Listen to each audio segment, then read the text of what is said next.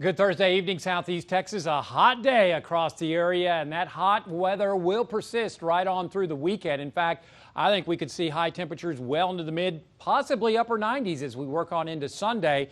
10 to 20% coverage, which is below normal. So it looks like mainly hot and mainly dry with high humidity. No surprises there.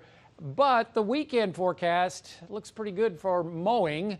If you got to do that, push the lawnmower. Make sure you practice heat safety. Monday, though, could see a little better chance of scattered showers and thunderstorms in the forecast. In the tropics, we're watching east of the Lesser Antilles. Of course, this is Josephine, not an issue, as this storm is about 600 miles to the east of the Lesser Antilles, moving west-northwest with winds of 45 miles an hour. Expected to become a 60-mile-per-hour tropical storm coming up on Saturday.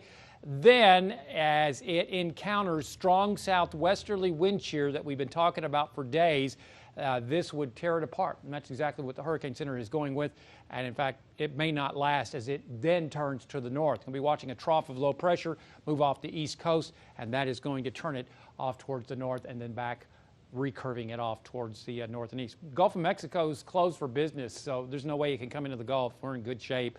Otherwise, as we take a look at the upper levels of the atmosphere, high pressure nosing into our area, keeping us hot and dry for the most part, will begin breaking down early next week. It'll be expanding over towards Utah and back over towards Las Vegas. At the same time, we'll be watching a trough of low pressure develop right across the deep south, and also series of disturbances. Better chance of rain and thunderstorms coming up, especially Monday with a cold front, an August cold front. Otherwise, maybe some isolated thunderstorms up towards Newton County. Tonight we're watching an outflow boundary with storms over towards northern Louisiana. Those may slide in before they die over into northern Newton County. Otherwise, temperatures falling out of the 90s this evening and will fall into the mid-70s in the lakes area by morning and into the upper 70s to lower 80s in the triangle. Tomorrow looks like today. Hot, humid, mainly dry. Maybe a 10% coverage, maybe not, as high temperatures reach the mid-90s for most of our area.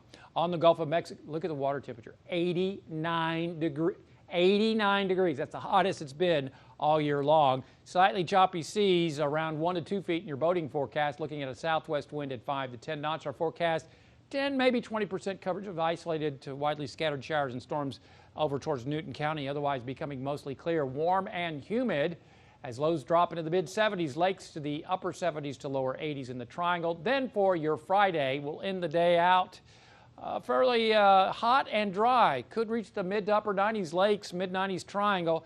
Again, can't rule out maybe an isolated late day shower or storm. And that heat index has got some bite. Dangerous heat indices once again across the area. I have an idea that we'll probably be under a heat advisory once again tomorrow. Through the weekend, 10 to 20% coverage. I think the high temperatures could be mid, possibly upper 90s on Sunday. Then we'll be watching a cold front, an August cold front. Yes, they do happen. That one will slide through coming up Monday morning with about a 30% coverage of showers and storms. And we may get some drying in behind this front. That's why I'm going mostly sunny and no rain on Tuesday. But it'll be a dry heat, or at least drier. Otherwise, rain chances go back up on Thursday. Look at that, a 50% coverage. High temperatures coming on down. Hey, I hope you're doing well, you and your family. There's more weather at 12newsnow.com/weather, and follow us on Facebook and Twitter. Hope you have a wonderful evening.